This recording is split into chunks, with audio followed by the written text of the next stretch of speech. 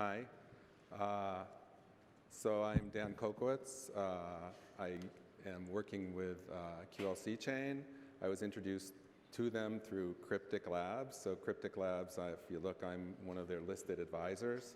And so this is an example of sort of engagement. And my background is in networking applications and security. I've been doing it for very, very many years.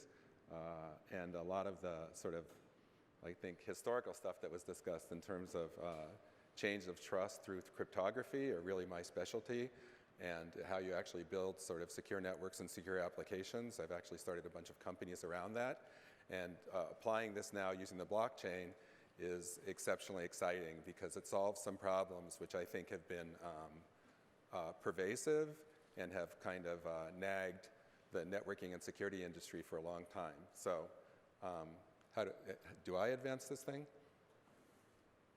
So the goal of QLC Chain is to produce what they are saying is a decentralized NaaS, or network as a service.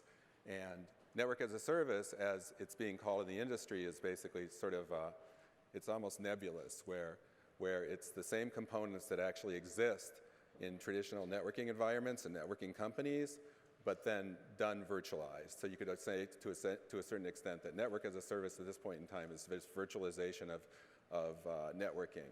And what QLC Chain is trying to do is to say, provide some organization so that we can use basically what the blockchain, the QLC chain, is actually providing in order to basically provide, I'd say, cohesiveness across all the application, all the services on sort of an ad hoc basis. So it's basically on demand and created as businesses actually require in a completely decentralized way.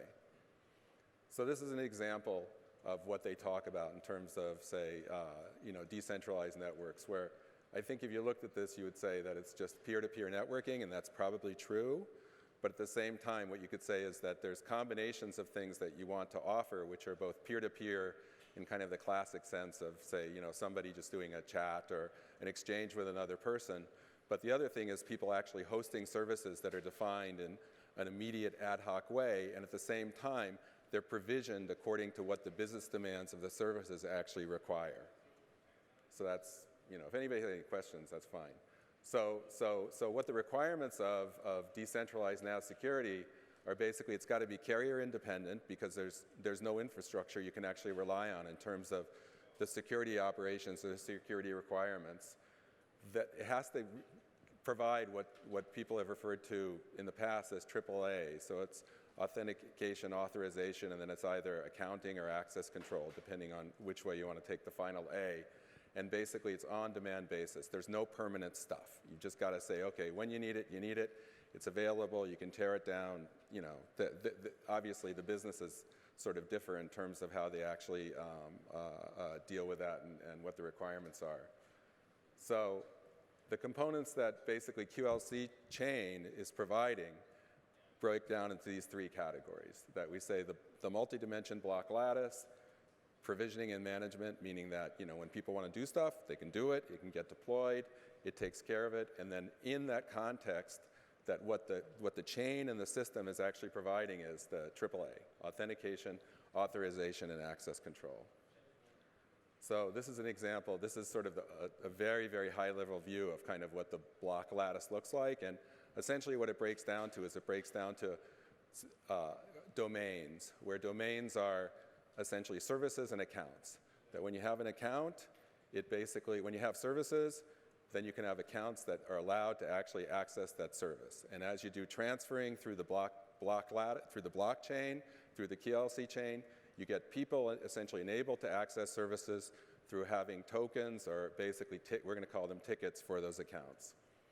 So when I sort of started to work with them with QLC Chain to sort of think about how you solve this problem, I sort of realized that this is kind of a problem that's been solved, which is that Project Athena in the 1990s invented the system which they called Kerberos. And what Kerberos is a way essentially of exchanging essentially credentials across throughout the system on a secret sharing basis, where basically A person registers, they have a private key. A service registers, it has a private key. And then stuff is passed back and forth between these essentially entities in a way that nobody can actually see anything that they're not entitled to actually see, but ultimately everybody knows that anybody accessing a service on the system is a credentialed, authentic user that's actually appropriate to it.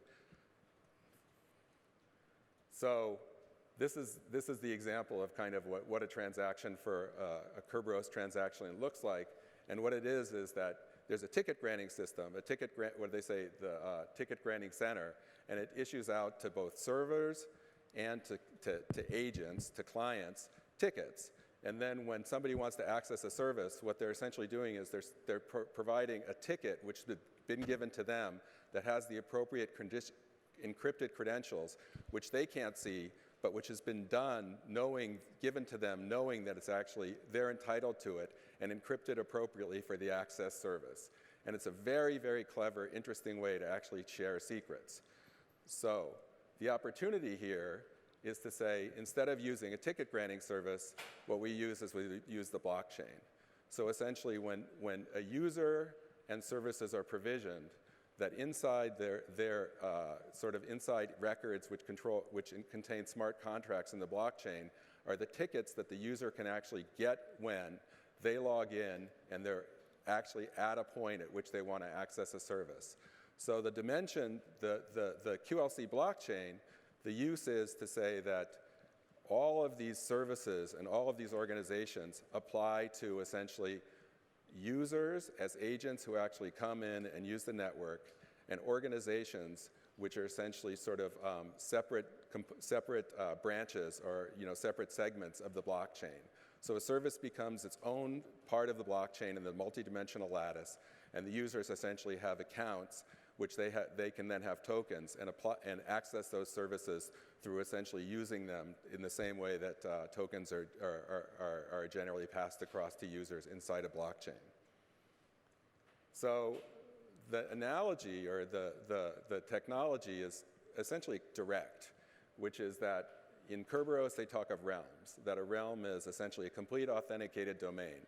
And so just to add one thing, like Microsoft Active Directory and all Microsoft networking is built on Kerberos. So they took Kerberos and they basically defined it. When you're in Active Directory, you're in a domain. So that the security is pretty well established, and the secret sharing that goes on is very well understood, et cetera, and it works. The one thing they don't do is that they don't support this kind of ad hoc definition of different domains and different realms. So what we have in the case of the multi-dimension block lattice is basically the ability to define services that basically map to an ad hoc network on the basis of issuing a token, so that when a user gets a token, they have access to those services in that realm, and only that in a provable, authenticated way.